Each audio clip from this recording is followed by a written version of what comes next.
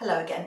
I'm going to make Amaretti stuffed peaches, and autumn, late summer, early autumn is a perfect time to make this because the peaches are at their best and the shops are getting the crunchy Amaretti biscuits in, ready for Christmas. I don't know why they're connected with Christmas particularly, but it's the crunchy ones you need, not the chewy ones. Okay? Now I'm going to do 2 peaches. If you wanted to increase the quantities, obviously you could do that. And what you need to do is take a sharp knife, I've washed them first actually, and cut through the skin to the stone, and then twist and hope that the first half comes off. Put that into your dish, and then take out the second half of take the stone out of the second half of peach without squashing it too much. You might need to just cut round the stone a little bit. Be very careful.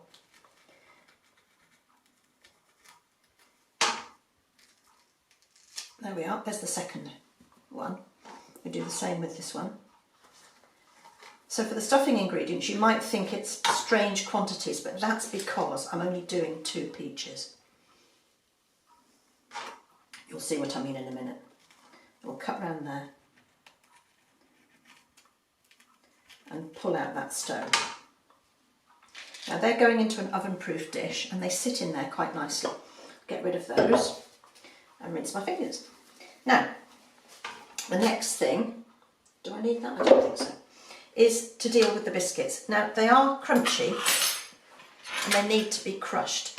Now, you can put all of the filling ingredients into the food processor and whiz it all up together, but it is incredibly noisy.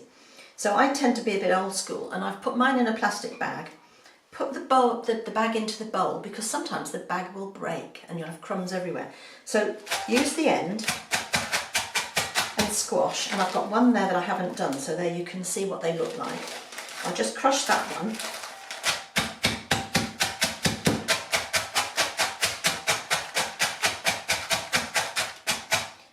Okay, now if the bag has burst, which it has, I've caught the bits in the bottom. Okay, tip those in. It's often the bottom seam that goes in these bags. So that's that. Now to that we are going to add 35 grams of softened butter, unsalted butter, which I've already measured out.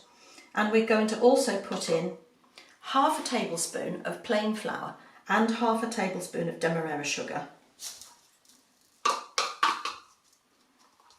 And give those a mix.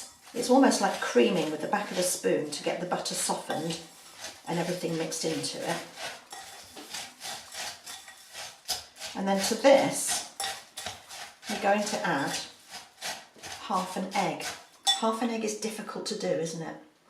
But you're going to have a bit left over to add to tomorrow's omelette or something. So, crack your egg, beat it. And then for this, you haven't really got to be too accurate, but it's approximately, as near as you can get it, half an egg. Now, obviously, if you were doing 4 peaches, you'd use the whole egg, and that would make life a lot easier. That's what I mean about the ingredients being a little bit complicated. So mix this really well now.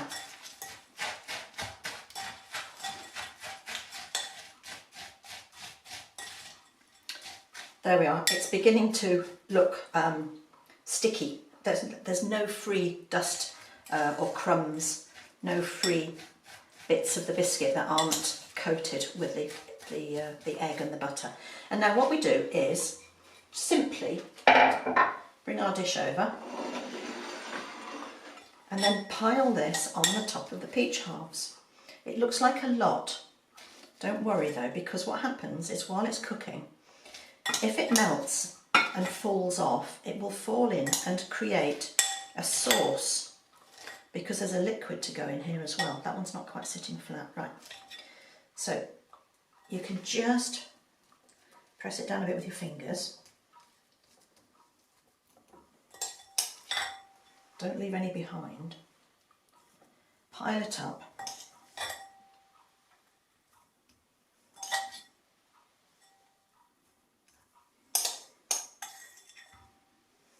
There we are. Now, The secret ingredient next is a splash of wine.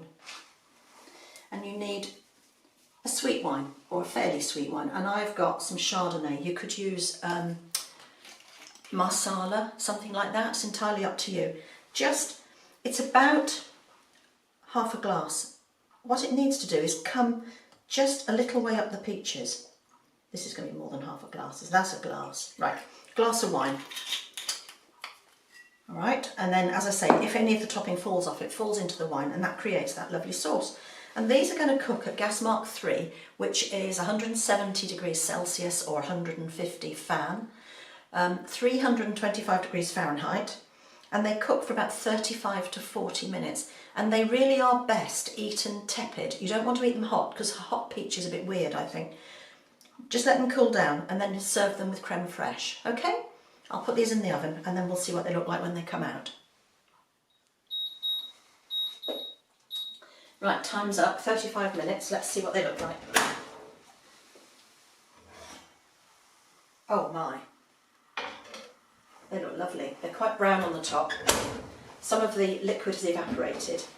They smell amazing. It's a very almondy kind of smell. I'm going to let them cool down and then we'll have them with creme fraiche. You could have them with clotted cream or ice cream, whatever you choose. But don't eat them when they're ever so hot because the flavour is much nicer when they cool down. So have a go and let me know how you get on.